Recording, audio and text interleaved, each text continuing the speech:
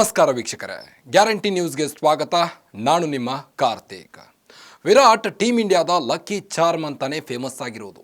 ಅದೆಷ್ಟೋ ಮ್ಯಾಚ್ಗಳನ್ನು ಕೊನೆ ಹಂತದವರೆಗೂ ಔಟ್ ಆಗದೆ ಸ್ಕ್ರಿಜ್ಜಲ್ಲಿ ನಿಂತು ಗೆಲ್ಲಿಸಿದ್ದಾರೆ. ಇದರ ಮಧ್ಯೆ ಈಗ ಕೊಹ್ಲಿ ಆ ಒಬ್ಬ ಆಟಗಾರನಿಗೆ ತುಂಬಾನೇ ಲಕ್ಕಿ ಮ್ಯಾನ್ ಅಂತೆ. ಹಾಗಾದರೆ ಯಾರಿರಬಹುದು? ಬುಮ್ರಾನ, ಸಿರಾಜ ಅಥವಾ ಟೀಮ್ ಇಂಡಿಯಾದ ಕ್ಯಾಪ್ಟನ್ ರೋಹಿತ ಎಂಬ ಪ್ರಶ್ನೆ ನಿಮ್ಮಲ್ಲೇನಾದರೂ ಕಾಡ್ತಾ ಇದ್ರೆ ಈ ಸ್ಟೋರಿ ನೋಡಿ.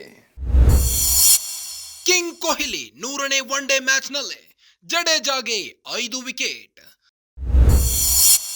ಕೊಹ್ಲಿ 100ನೇ ಟೆಸ್ಟ್ನಲ್ಲಿ ಜಡೇಜಾ 175 ರನ್ ಬಾರಿಸಿ 9 ವಿಕೆಟ್. ಕೊಹ್ಲಿ ಕ್ಯಾಪ್ಟನ್ ಆಗಿದ್ದ 50ನೇ ಟಿ20 ಜಡೇಜಾಗೆ 3 ವಿಕೆಟ್. ಕೊಹ್ಲಿ ಬರ್ತ್ಡೇ ವೇಳೆ ಜಡೇಜಾ ಮೆಂಚಿಂಗ್. ಕಿಂಗ್ ಕೊಹ್ಲಿ ಮತ್ತು ರವೀಂದ್ರ ಜಡೇಜಾ ಇಬ್ಬರು ಕೂಡ ಭಾರತ ತಂಡದ ಸ್ಟಾರ್ ಆಟಗಾರರು.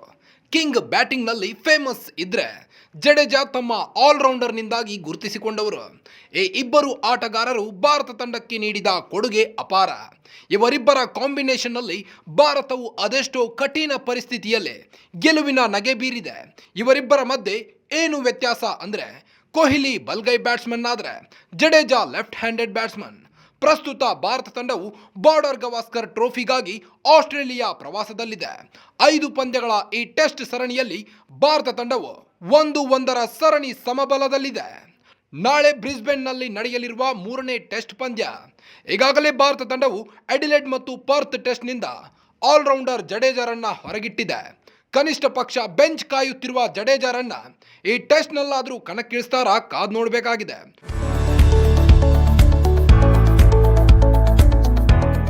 ಒಂದು ವೇಳೆ ಜಡ್ಡೂರನ್ನ ಈ ಟೆಸ್ಟ್ನಲ್ಲಿ ಆಟ ಆಡಿಸಿದ್ದೇ ಆದಲ್ಲೇ ಅವರು ಹೊಸದೊಂದು ಮೈಲಿಗಲ್ಲು ಬರೆಯಲಿದ್ದಾರೆ. ಅದೇನೆಂದರೆ, ನಾಳೆ ಕೊಹ್ಲಿ ಆಸೀಸ್ ವಿರುದ್ಧ 100ನೇ ಇನ್ನಿಂಗ್ಸ್ ಆಡಲಿದ್ದಾರೆ. ಅರೆ, ಕೊಹ್ಲಿ 100ನೇ ಟೆಸ್ಟ್ ಆಡೋಕ್ಕೂ ಜಡೇಜಾ ಮೈಲ್ ಸ್ಟೋನ್ಗೂ ಏನು ಸಂಬಂಧ ಅಂತೀರಾ? ಖಂಡಿತವಾಗಲೂ ಇದೆ. ಅದೇನೆಂದರೆ, ಕೊಹ್ಲಿ ಆಡಿದ ಸ್ಪೆಷಲ್ ಮ್ಯಾಚ್ಗಳಲ್ಲೆಲ್ಲ ಜಡೇಜಾ ಉತ್ತಮ ಪ್ರದರ್ಶನ ತೋರಿದ್ದಾರೆ ಅನ್ನೋದು.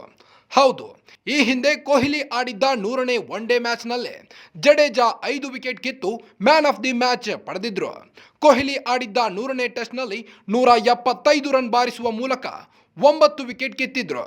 ಇನ್ನು ಕೊಹ್ಲಿ ಕ್ಯಾಪ್ಟನ್ ಆಗಿ ಆಡಿದ್ದ 50ನೇ ಟಿ20ಯಲ್ಲೇ 3 ವಿಕೆಟ್ ಕಿತ್ತು ಮ್ಯಾನ್ ಆಫ್ ದಿ ಮ್ಯಾಚ್ ಆಗಿದ್ರು. 2015, 2021 ಮತ್ತು 2023ರಲ್ಲಿ ರನ್ ಮಷಿನ್ ಬರ್ತ್ಡೇ ಇದ್ದ ಸಂದರ್ಭದಲ್ಲಿ ಜಡ್ಡು ಸೌತ್ ಆಫ್ರಿಕಾ ವಿರುದ್ಧದ ಟೆಸ್ಟ್ನಲ್ಲಿ man of the match with 8 wicket ತೆಗೆದಿದ್ರು. ಸ್ಕಾಟ್ಲೆಂಡ್ ವಿರುದ್ಧದ ಟಿ20ಯಲ್ಲಿ man of the match 3 wicket ಕಿತ್ತಿದ್ರು. ಸೌತ್ ಆಫ್ರಿಕಾ ವಿರುದ್ಧದ ಒನ್-ಡೇ ಪಂದ್ಯದಲ್ಲಿ 5 ವಿಕೆಟ್. ಇನ್ನು ಗೋಟ್ನ ನ್ಯೂಜಿಲೆಂಡ್ ವಿರುದ್ಧದ ಟೆಸ್ಟ್ನ 600ನೇ ಇನ್ನಿಂಗ್ಸ್ನಲ್ಲಿ 2 ಇನ್ನಿಂಗ್ಸ್ಗಳಲ್ಲೂ ಜಡೇಜಾ 5 ವಿಕೆಟ್ ಕಿತ್ತಿದ್ರು. ಒಟ್ಟಿನಲ್ಲಿ ಅವರ ಈ ಎಲ್ಲ ಮೈಲ್ ಸ್ಟೋನ್ಗಳನ್ನು ಗಮನಿಸ್ತಾ ಹೋದ್ರೆ ಎಲ್ಲೋ ಒಂದು ಕಡೆ ಕೊಹ್ಲಿ ಜಡೇಜಾರಿಗೆ ಲಕ್ಕಿ ಮ್ಯಾನ್ ಅನ್ನೋ ಕುತೂಹಲ ಮೂಡಿದೆ. ಬಾರ್ಡರ್ ಗವಾಸ್ಕರ್ ಟ್ರೋಫಿ 2025 ಭಾರತ ಮತ್ತು ಆಸ್ಟ್ರೇಲಿಯಾ ನಡುವಿನ 3ನೇ ಟೆಸ್ಟ್ ಪಂದ್ಯಕ್ಕೂ ಮುನ್ನ ಬ್ರಿಸ್ಬೇನ್ನಲ್ಲಿ ಮಳೆ ಮುನ್ಸೂಚನೆ ಇದೆ. ಪರ್ತ್ ಮತ್ತು ಅಡಿಲೇಡ್ನಲ್ಲಿ ನಡೆದ ಮೊದಲ 2 ಪಂದ್ಯಗಳಿಗೆ ಅಡ್ಡಿಯಾಗದ ವರುಣ 3ನೇ ಟೆಸ್ಟ್ ಮೇಲೆ ಪರಿಣಾಮ ಬೀರುವ ಸಾಧ್ಯತೆ ಹೆಚ್ಚಿದೆ. ಬಹುಶಃ ಎಲ್ಲ 5 ದಿನಗಳಲ್ಲಿ ಮಳೆ ಪರಿಣಾಮ ಬೀರಬಹುದು ಎಂದು ಅಲ್ಲಿನ ಹವಾಮಾನ ಇಲಾಖೆ ವರದಿ ಮಾಡಿದೆ. ಹಾಗೆ ನೋಡಿದ್ರೆ ಪಂದ್ಯ ನಡೆಯುವುದೇ ಅನುಮಾನ ಎಂದು ಹೇಳಲಾಗುತ್ತಿದೆ. ಪ್ರಸ್ತುತ ಬೆಂಗಳೂರು ಸೇರಿದಂತೆ ಸುತ್ತಮುತ್ತಲೂ ಇಂತಹದ್ದೇ ವಾತಾವರಣವಿದೆ. ನೋಡಿದ್ರಲ್ಲ ವೀಕ್ಷಕರೇ, ಜಡ್ಡುಗೆ ಕೊಹ್ಲಿ ಅದೆಷ್ಟು ಲಕ್ಕಿ ಅಂತ. ಕೊಹ್ಲಿ ಆಡಿದ ಎಷ್ಟೋ ಮೈಲ್ ಸ್ಟೋನ್ ಮ್ಯಾಚ್ಗಳಲ್ಲೆಲ್ಲ ಜಡೇಜಾ ಆಲ್ರೌಂಡರ್ ಪ್ರದರ್ಶನ ತೋರಿಸಿ ಮ್ಯಾನ್ ಆಫ್ ದಿ ಮ್ಯಾಚ್ ಪಡೆದಿದ್ದಾರೆ.